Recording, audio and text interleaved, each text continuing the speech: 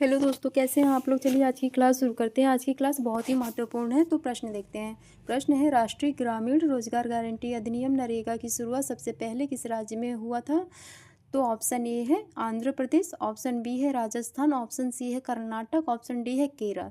तो राष्ट्रीय ग्रामीण रोजगार गारंटी अधिनियम नरेगा की शुरुआत सबसे पहले आंध्र प्रदेश राज्य में हुआ था। तो ऑप्शन ए हमारा आंसर हो जाएगा। राष्ट्रीय ग्रामीण रोजगार गारंटी अधिनियम 2005, नेशनल रूरल एम्प्लॉयमेंट गारंटी अधिनियम 2005 2 फरवरी 2006 को आंध्र प्रदेश के बांदावली जिले के अनंतपुर गांव से लागू हुआ। शुरू में यह योजना 27 राज्यों के 200 जिलों में लागू हुआ। इसके नीति निर्माता जया ड्रेस बेल्जियम के अर्थशास्त्री थे। नरेगा में पारदर्शिता एवं जवाबदेही संभव है। कि ये बहुत अच्छी बात है कि मतलब इसमें पारदर्शिता और जवाबदेही संभव था। इसके अंतर्गत हर परिवार को एक वर्ष में 100 दिन का रोजगार उपलब्ध कराया जाएगा एवं नरेगा में 33% महिलाओं की भागीदारी होगी। यानी 100% का 2/3 पुरुष की भागीदारी और 1/3 महिलाओं की भागीदारी।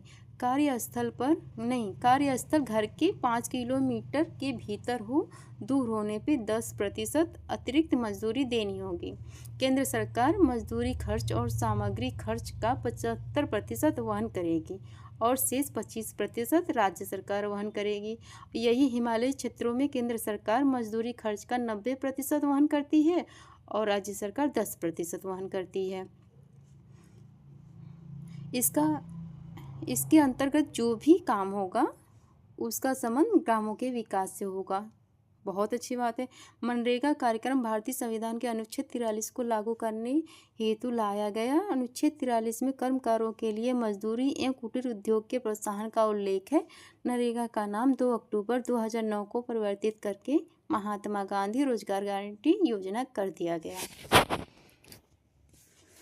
आगामी परीक्षाओं में यह प्रश्न पूछा जा सकता है कि महात्मा गांधी को महात्मा की उपाधि किसने दी थी। तो सन 1917 में चंपारण सत्याग्रह की सफलता के बाद गुरु रविंद्रनाथ टैगोर ने महात्मा गांधी को महात्मा की उपाधि दी थी। और आपने देखा होगा कि विगत वर्ष जब पूरी दुनिया कोरोना महामारी से परेशान थी, तब मनरेगा ही एक ऐसा कानून था जिसकी वजह से देश की बहुत बड़ी आबादी काम मिला और जीविका चलाने का सहारा भी मिला। तो ऑप्शन ए हमारा आंसर। अगला प्रश्न देखते हैं। प्रश्न है, विकसित भारत जी रामजी विधेयक 2025 को लोकसभा में किसने पेश किया।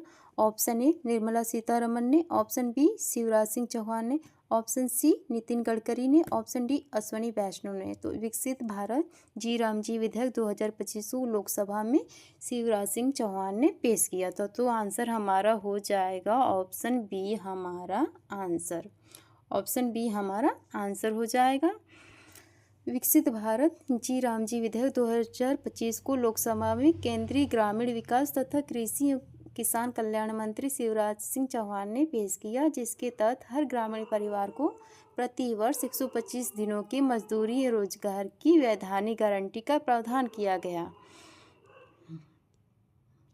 कृषि एवं किसान कल्याण मंत्री शिवराज सिंह चौहान ने इस विधेयक को आत्मनिर्भर और विकसित गांवों की परिकल्पना को साकार करने की दिशा में एक महत्वपूर्ण कदम कहा, जिसका मकसद विकसित भारत को 2047 के लक्ष्य के अनुरूप गांवों का समग्र विकास करना है, जिसमें केंद्र सरकार मजदूरी खर्च का 60% वहन करेगी और राज्य सरकार मजदूरी खर्च का 40% वहन करेगी और हिमालय क्षेत्रों में केंद्र सरकार मजदूरी खर्च का 90% वहन करेगी और हिमालय क्षेत्रों में राज्य सरकार मजदूरी खर्च का 10% वहन करेगी। तो विकसित भारत जी रामजी विधेयक 2025 को लोकसभा में शिवराज सिंह चौहान ने पेश किया था। तो आंसर हमारा हो जाएगा बी।